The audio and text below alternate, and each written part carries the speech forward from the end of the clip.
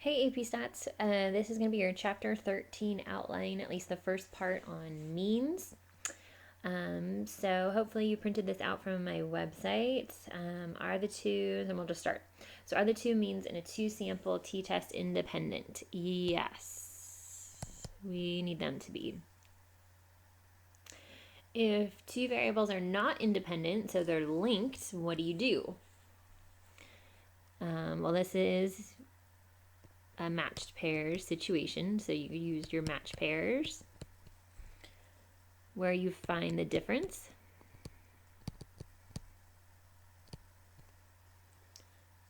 And once you find the difference, then you use one mean, one standard deviation, one n. Okay, so this is like the stuff from that we saw in chapter 10, 11, and 12. All the old stuff. How do you tell if two samples are matched pairs or if they're independent? So there's a couple ways to tell. I talked about this a little bit in the call that we just did. So a matched pairs, first of all, it has to have the same n.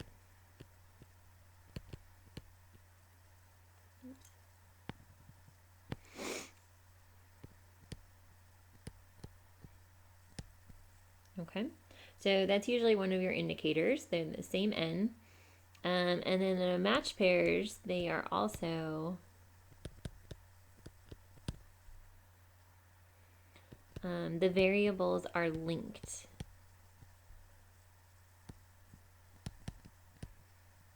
Per subject or per person. So like one person is having two values, like a pretest and a post-test, or they did one treatment and two treatments or something like that. The other way that you can also tell is by context. You can tell if the variables are independent by the context, what they're saying, etc.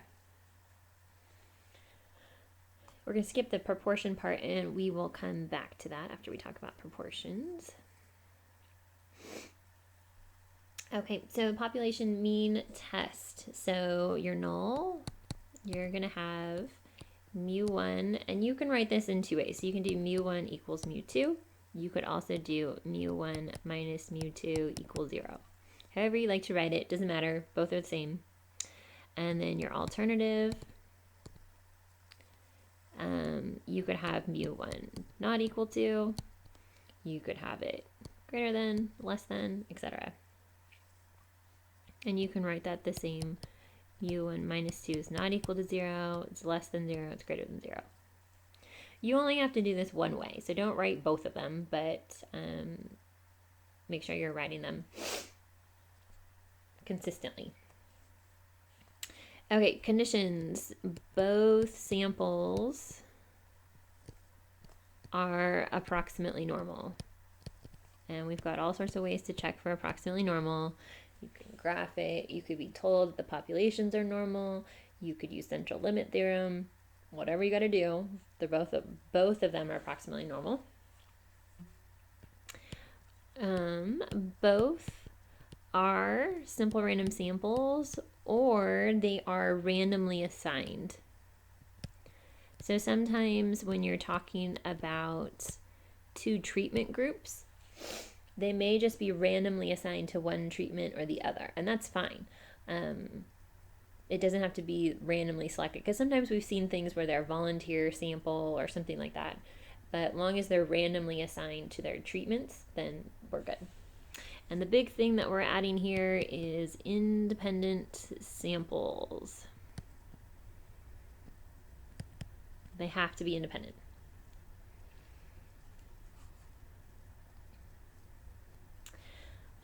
Your t-test, your test statistic is x bar 1 minus x bar 2 over square root standard deviation 1 squared divided by n, standard deviation 2 squared divided by n2, sorry, n1.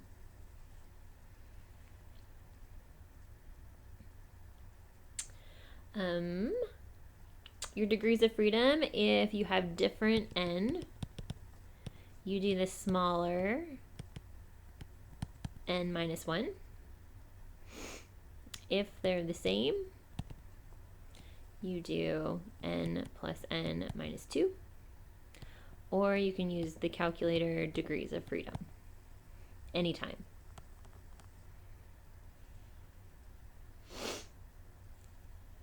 Okay, so your p-value is probability t is whatever, greater than, less than something.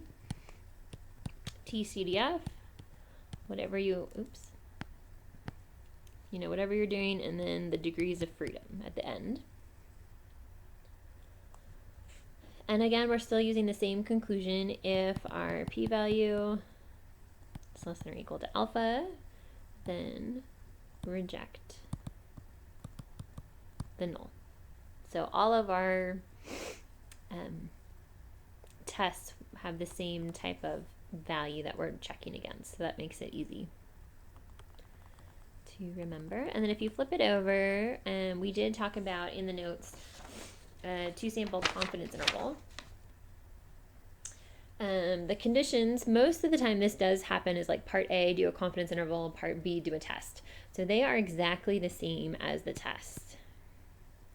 So if this is like part B, just say C conditions in part A. Like you don't need to rewrite everything. Okay, so we need 2 simple random samples, both approximately normal and independent samples. Okay, same as before.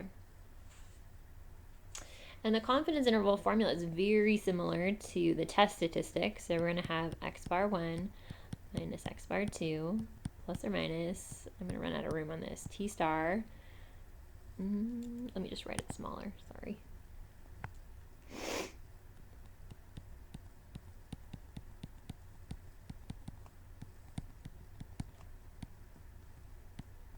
Standard deviation 1 squared divided by n1 plus standard deviation 2 squared divided by n2.